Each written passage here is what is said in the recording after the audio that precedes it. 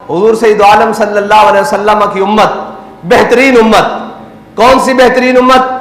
जिसको कहा गया कि तुमने सूद नहीं खाना, तुमने हराम नहीं खाना, तुमने गैरों का माल नहीं खाना, तुमने जनाब यतीमों का माल नहीं खाना, तुमने नाजायज तरीके से माल नहीं खाना।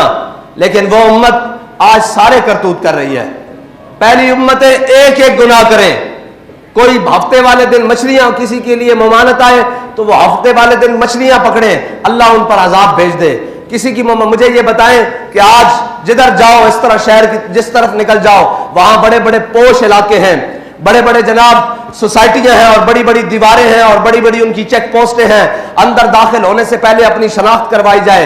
बनी इसराइल की एक कौम जिसके अमीरों और गरीबों के दरमियान जिसके अमीरों ने दीवार खड़ी कर दी, भाई इस कौम के गरीब इधर रहेंगे और अमीर इधर रहेंगे। जब दीवार खड़ी कर दी, एक रात जब वो सोए, सुबह उठे तो गरीब अमीरों की जानिब से कोई शोर शराबा नहीं, कोई जनाब उठने के असरात नहीं, कोई जनाब बातों की आवाज नहीं। तो गरीबों ने कहा हम झांक कर देखो तो सही, ये आज उठे नहीं, खैर हो, ये खामोश होकर बैठे हैं। जब गरीब कौम ने अमीरों की तरफ झांका तो देखा कि वो कुत्ते और खंजीर बन चुके हैं। सिर्फ मेरे अल्लाह को यह बात पसंद नहीं आई कि तुमने इनके दरमियान तफरीक पैदा क्यों की है। जब मैंने जो खुद बनाया, अपने बंदों को खुद, किसी को गरीब बनाया, किसी को अमीर बनाया, किसी को ऊंचा बनाया, किसी को नीचा बनाया, किसी को बड़ा बनाया, किसी को छोटा बनाया, तुमने दरमियान में दीवार क्यों है? अल्लाह ने उनको खिंजीर और बंदर बना दिया।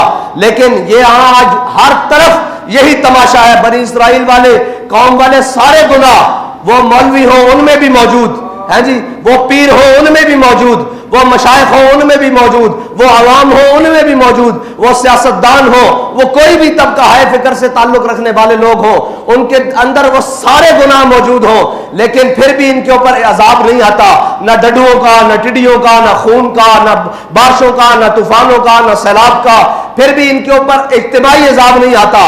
तो इसकी वजह क्या है? आला हज़रत फरमाते हैं ताए अरब जिलाए करब फयूज अजब बगैर तलब, ये रहमत रब है किसके सबब? बेरब्बे जहां तुम्हारे लिए।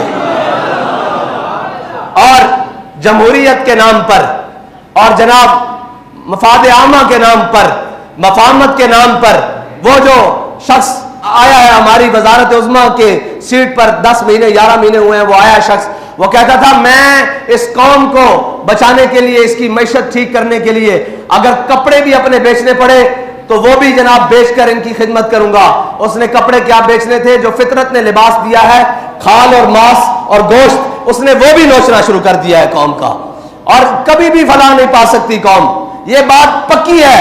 और ये कहते थे हिसाब डार आएगा। मैंने कहा था तुम्हारी मैशत दुरुस्त नहीं हो सकती क्योंकि तुमने नामूस रिसालत पर मुदाहनत की है, तुमने खत्मे नबुव्वत पर मुदाहनत की है, और जो तेरे दर से यार फिरते हैं वो दर बदर यूं ही खार फिरते हैं। फिर रहे हो कि नहीं दर बदर खार?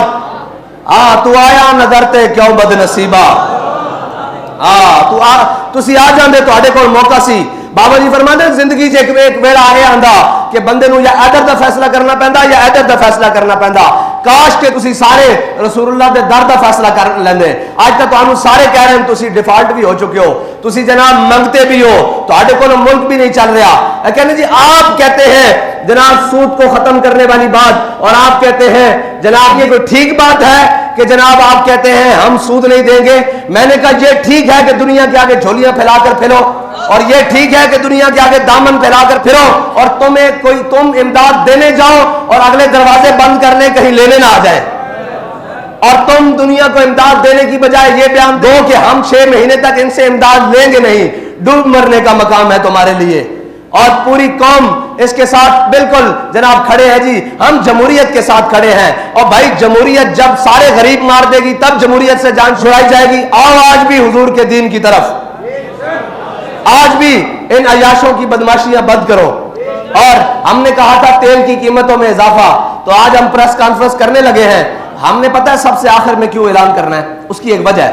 उसकी एक वजह है कि हम इंतजार कर रहे थे, हो सकता है जिनको आजादी की जंग लड़ने का शौक चढ़ा हुआ था वो कुछ कर ले कौम के लिए, कुछ बोल ही पड़े अपने इक़्तिदार की हिर्स के अलावा कि यार इस कौम को मारना है तुमने।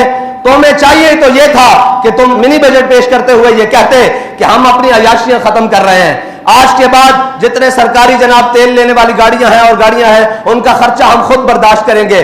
آج کے بعد جتنے بھی ہمارے اثاثے ہیں آدھے ہم وہ قومی خزانے میں جمع کرواتے ہیں. لیکن انہوں نے آسان حل ڈھونڈا ہوا ہے. ان کو پتا ہے کہ ہم لتر بڑھا دیں اور بندے بڑھا دیں, قوم کھانے کے لیے تیار ہے.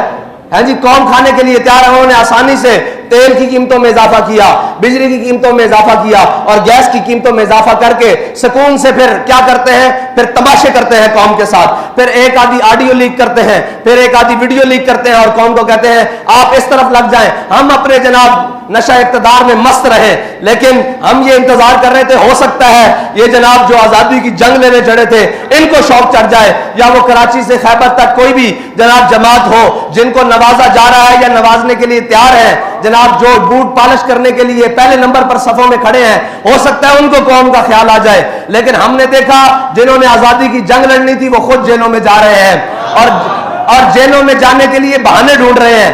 اور جناب جنہوں نے کہا تھا کہ ہم میدان میں کھڑے ہیں وہ جناب آگے لیٹنے کے لیے تیار کھڑے ہیں. تو پھر ہم نے کہا کہ آخری تو ہم ہی رہتے ہیں.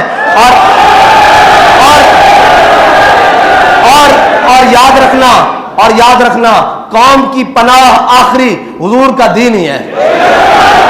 یہ جہاں مرضی پھر لیں آخر وہ دین ہی ہے جو ان کو بچا سکتا ہے, اور وہ دین ہی ہے جو ذات سے بھی مراد ختم کرتا ہے, حضرت عمر بن عبدالعزیز کی طرح رشتہ داروں سے بھی ختم کرتا ہے, تعلق داروں سے بھی ختم کرتا ہے, دوستوں سے بھی ختم کرتا ہے, اور قریبی رفیقوں سے بھی ساری چیزیں ختم کر کے قوم کے خزانے میں جمع کرواتا ہے.